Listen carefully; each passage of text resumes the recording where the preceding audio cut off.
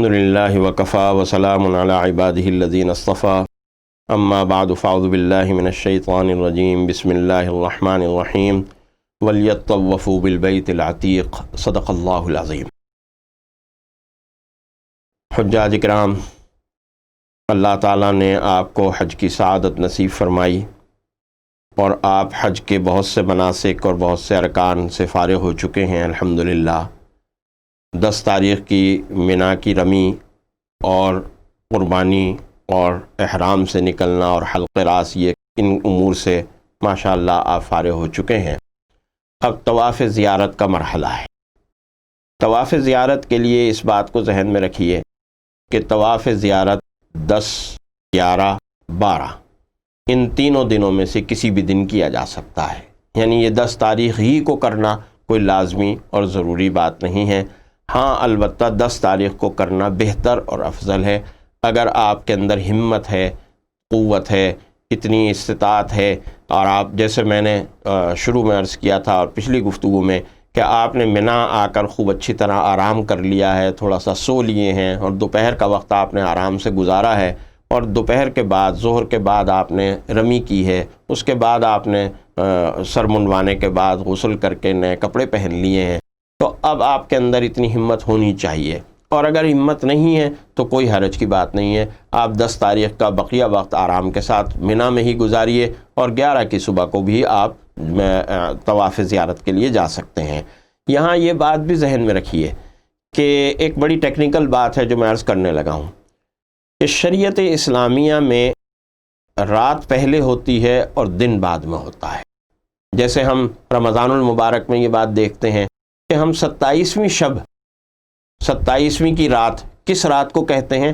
اس رات کو کہتے ہیں جو 26واں روزہ گزرنے کے بعد اور 27واں روزہ شروع ہونے سے پہلے آتی ہے۔ جو 26 اور 27 کے درمیان رات آتی ہے وہ 27ویں رات کہلاتی ہے، جو 28ویں اور 29ویں روزے کے درمیان آتی ہے وہ 29ویں رات کہلاتی ہے۔ اس کے معنی یہ ہوئے کہ شریعت میں رات پہلے آتی ہے اور دن بعد میں آتا ہے۔ یہی وجہ ہے کہ آپ یہ بات بھی یہاں دیکھتے ہیں کہ رمضان المبارک کے چاند کا جب اعلان ہوتا ہے 29 شعبان کو تو اسی دن تراویح شروع ہو جاتی ہے۔ تراویح یہ نہیں ہے کہ روزہ رکھنے کے بعد اگلے دن پھر تراویح شروع ہوگی، بلکہ تراویح پہلے ہوتی ہے اور پہلا روزہ بعد میں ہوتا ہے۔ لیکن حج کے اندر یہ بات الٹ ہو جاتی ہے۔ حج کے یہ جو دن ہیں 5 دن 6 دن، ان 5-6 دنوں کے اندر یہ تواریخ اس طرح سے، یا یہ دن اور رات کا جو معاملہ ہے یہ اس طرح سے الٹ ہو جاتا ہے کہ دن پہلے آتا ہے اور رات بعد میں آتی ہے۔ یہ بات میں اس لیے عرض کر رہا ہوں کہ 10 تاریخ کو جیسے میں نے عرض کیا کہ طواف زیارت کرنا بہترین طواف اور افضل ترین بات ہے، تو اس کا مطلب 10 تاریخ کے غروب آفتاب تک کا وقت نہیں ہے، بلکہ اس کا مطلب 11 تاریخ کی فجر کی نماز تک کا وقت ہے۔ یعنی اگر آپ 10 اور 11 کی درمیانی رات میں جا کر طواف زیارت کرتے ہیں تو آپ یہ نہ سمجھیے گا کہ یہ طواف 11 تاریخ میں شمار ہوگا، اور وہ جو افضلیت 10 تاریخ کی تھی وہ 10 تاریخ کی افضلیت ہمیں نہیں ملے گی۔ وہ 10 تاریخ کی افضلیت آپ کو ملے گی اگر آپ نے 11 کی صبح فجر سے پہلے طواف شروع کر دیا ہے تو آپ کو انشاءاللہ تعالی وہ 10 کی فضیلت ملے گی۔ لہذا طواف زیارت جو ہے یہ حج کا دوسرا بڑا اور اہم ترین رکن ہے۔ وقوف عرفہ کے وقت میں نے آپ کو یاد ہوگا عرض کیا تھا کہ حج کے 2 ارکان ہیں، اور وہ 2 ارکان وقوف عرفہ اور طواف زیارت ہے۔ وقوف عرفہ سے آپ 9 تاریخ کو فارغ ہو چکے ہیں اور طواف زیارت کا وقت 10 ذی الحجہ سے شروع ہوتا ہے۔ لہٰذا طواف زیارت جب آپ کرنے کے لیے مکہ مکرمہ آ رہے ہیں تو اس کے معنی یہ ہے کہ آپ حج کے دوسرے بڑے رکن سے فراغت کے لیے آ رہے ہیں۔ طواف زیارت کے لیے آپ مکہ مکرمہ آئیں، منا سے آئیں۔ منا سے مکہ مکرمہ آنے کے لیے پھر وہی 2 طریقے ہو سکتے ہیں، یا تو آپ پیدل بھی آ سکتے ہیں۔ پیدل آنے کے لیے وہاں سعودی حکومت نے جو راستے بنائے ہوئے ہیں وہ سرنگ کے راستے ہیں، اور ٹنل جنہیں کہا جاتا ہے وہ ٹنل کے راستے ہیں۔ اس ٹنل کے اندر سفر بہت عمدہ ہوتا ہے، دھوپ کی بھی کوئی فکر نہیں ہوتی۔ اگر آپ دن میں آ رہے ہیں تو دھوپ کا بھی کوئی مسئلہ نہیں ہوتا۔ اس ٹنل کے اندر بہت بڑے بڑے ایگزاسٹ لگے ہوئے ہیں، اور وہ اس ایگزاسٹ کو اس سسٹم سے لگایا ہوا ہے کہ آپ اس ایگزاسٹ کی ہوا سے تھوڑی دیر تو کھنچتے رہتے ہیں، پھر آپ اس ایگزاسٹ فین کے نیچے سے جب گزر جاتے ہیں تو اس کے دوسری جانب جو ہوا ہے وہ آپ کو پیچھے سے دھکا دیتی ہے، تو یوں لگتا ہے کہ جیسے آپ خود بخود چلتے چلے جا رہے ہیں، آپ کو چلنے کے لیے کوئی طاقت اور قوت نہیں خرچ کرنی پڑ رہی۔ یہ ایک بڑا خوبصورت انتظام ہے جو سعودی حکومت نے وہاں کیا ہوا ہے، اور اس کی وجہ سے ایک تو یہ کہ آپ کو طاقت اور قوت کا اندازہ نہیں ہوتا کہ جیسے آپ تھکان ہو رہی ہے، آپ کو قوت صرف کرنی پڑ رہی ہے چلنے کے لیے۔ دوسرا یہ کہ ٹنل ہے، سرنگ ہے، اس سرنگ کے اندر ظاہر ہے ہزاروں لاکھوں آدمی ہیں، لیکن ہزاروں لاکھوں آدمی ہونے کے باوجود بھی اس سرنگ میں کہیں گھٹن کا یا حبس کا یا سانس کے رکنے کا احساس نہیں ہوتا۔ یوں لگتا ہے کہ جیسے آپ بڑی کھلی فضا کے اندر اور کھلی ہوا کے اندر جا رہے ہیں۔ تو لہٰذا منا سے اگر آپ مکہ مکرمہ پیدل آ جاتے ہیں تو اس میں کوئی حرج کی بات نہیں ہے، بہت زیادہ فاصلہ نہیں ہے۔ اگر آپ کو بہت زیادہ تھکاوٹ نہیں ہے، ہمت ہے، طاقت ہے، قوت ہے، تو آپ طواف زیارت کے لیے پیدل آئیں۔ طواف زیارت کا وہی طریقہ ہوگا کہ جو عمرے کے لیے طواف کا تھا، اور وہ طریقہ وہی ہوگا کہ آپ کو حجر اسود سے طواف کی نیت کرنی ہوگی، حجر اسود کے پاس کھڑے ہو کر، اور طواف کی نیت، طواف زیارت کی نیت کر کے آپ طواف شروع کر دیں گے کعبۃ اللہ کا، اور 7 چکر لگائیں گے۔ اور ان 7 چکروں میں آپ اسی طریقے سے کریں گے کہ پہلے 3 چکر جو ہے ذرا دوڑ کر اور ذرا نسبتاً تیز کریں گے، اور آخری 4 چکر جو ہیں وہ عام رفتار سے کرنے والے ہوں گے۔ اس طواف زیارت کے دوران آپ دعائیں مانگ سکتے ہیں۔ یہ بات ذہن میں رکھیے کہ اگرچہ آپ کے پاس یقیناً بہت ساری ایسی کتابیں ہوں گی جس میں یہ لکھا ہوا ہوگا پہلے چکر کی دعا، دوسرے چکر کی دعا، تیسرے چکر کی دعا، یہ مخصوص چکروں کی کچھ مخصوص دعائیں نہیں ہیں۔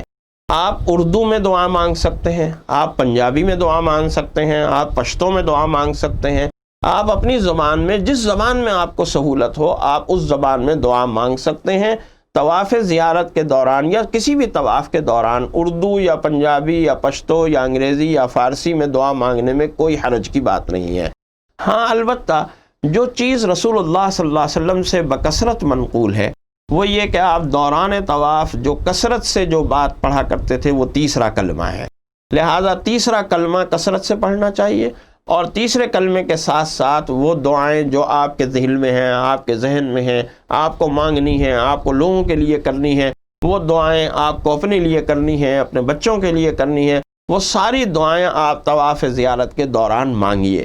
یہ ایک بہت بڑا اور بہت اچھا موقع ہے کہ آپ کا ایک عبادت کا فریضہ بھی سر انجام پا رہا ہے، اور ساتھ ساتھ آپ دعائیں بھی مانگتے چلے جا رہے ہیں۔ آپ کو دعا مانگنے کے لیے الگ سے کوئی وقت نکالنے کی ضرورت نہیں ہے، آپ اس کے ساتھ ساتھ ہی دعائیں مانگتے جائیں۔ لہٰذا یہ ضروری نہ سمجھیں کہ پہلے چکر میں یہی دعائیں پڑھنی ہیں، دوسرے چکر میں یہی دعائیں پڑھنی ہیں، تیسرے چکر میں یہی دعائیں پڑھنی ہیں۔ اس بات کو اپنے لیے کوئی ضروری اور لازمی نہ سمجھیں۔ طواف کریں اور طواف کے دوران جو دعائیں، اس بات کا خیال رکھیں کہ دوران طواف آپ کعبۃ اللہ کو نہ دیکھیں، آپ کا رخ جو ہے وہ سیدھا ہونا چاہیے، اور سیدھا رخ اور کعبۃ اللہ کو بائیں ہاتھ کے اوپر رکھ کر آپ طواف کرتے رہیں۔ ہر چکر کے اوپر استلام کرنا، یعنی استلام سے مراد یہ ہے کہ حجر اسود کے قریب پہنچ کر رخ آپ کا وہی رہے گا جو آپ کا طواف کے دوران ہے۔ آپ رخ خانہ کعبہ کی طرف نہیں کریں گے، بلکہ طواف کے دوران جس طرح آپ کا رخ تھا اسی طرح آپ کا رخ رہے گا، اور آپ تھوڑی سی گردن یوں گھما کر اور دونوں ہاتھ حجر اسود کی طرف کر کے ان دونوں ہاتھوں کو یوں بوسہ دیں گے۔ یہ آپ کا استلام ہو گیا، اور پھر اگلا چکر شروع ہو جائے گا، پھر اسی طرح تیسرا چکر، چوتھا چکر، یا آپ یوں 7 چکر مکمل کریں گے، اور ان 7 چکروں کے دوران جتنی بھی دعائیں آپ مانگ سکتے ہیں وہ دعائیں آپ مانگیں گے۔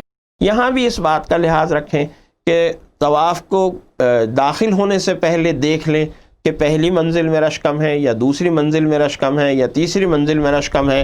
اس بات کو ملحوظ رکھتے ہوئے اس کے مطابق طواف کا آغاز کیجئے اور طواف شروع کیجئے۔ دھکم پیل نہ کیجئے، حجر اسود پہ بوسہ دینے کے لیے اس وقت کوشش نہ کیجئے، یہ بہت رش کا وقت ہے، اس وقت حجر اسود کو بوسہ دینے کی کوشش کرنا ایک صحیح لا حاصل ہوگی، اس لیے اس وقت حجر اسود کو بوسہ دینے یا اس کے قریب جانے کی کوشش نہ کیجئے۔ وہاں بہت ہجوم ہوتا ہے، اس ہجوم میں گھسنے کے بجائے دور سے ہی طواف کیجئے، اور دور سے اطمینان سے طواف کیجئے۔ اللہ تعالیٰ آپ کو انشاءاللہ حجر اسود کا بوسہ بھی عطا فرمائے گا اور عنایت فرمائے گا۔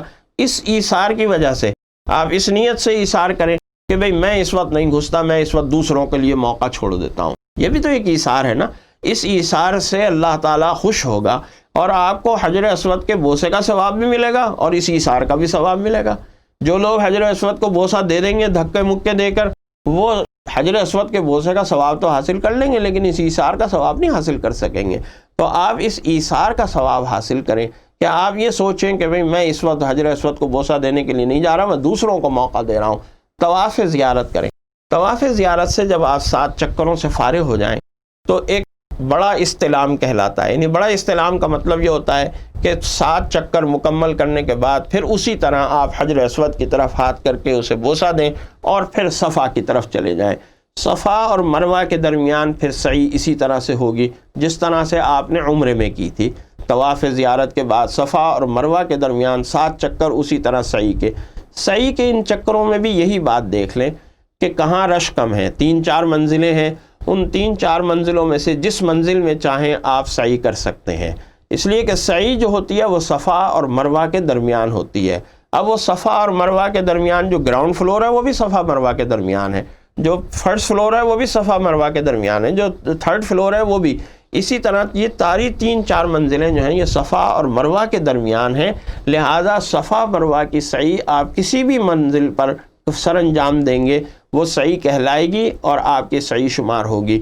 لہذا ایسا نہ کریں کہ اپنے آپ کو بلا وجہ میں تکلیف دینے کی کوشش نہ کریں، بلا وجہ میں ہجوم میں گھسنے کی کوشش نہ کریں۔ اگر آپ گراؤنڈ فلور پر سعی کر رہے ہیں تو صفا سے سعی کا آغاز ہوگا، صفا سے آپ سعی شروع کریں، بیت اللہ کی طرف منہ کر کے آپ سعی کی نیت کریں، اور سعی کی نیت کر کے آپ کے لیے جو راستہ مروہ کی طرف جانے کا راستہ ہے اس راستے کے اوپر آپ چلتے چلے جائیے، مروہ تک پہنچیے۔ مروہ پہ پہنچ کے تھوڑی دیر رکیے، دعائیں مانگیے، اور پھر مروہ سے صفا کا چکر آپ کا شروع ہو جائے گا۔ اس کے لیے وہی راستہ اختیار کیجئے جو مروہ سے صفا آنے کے لیے متعین کیا گیا ہے سعودی حکومت کی جانب سے۔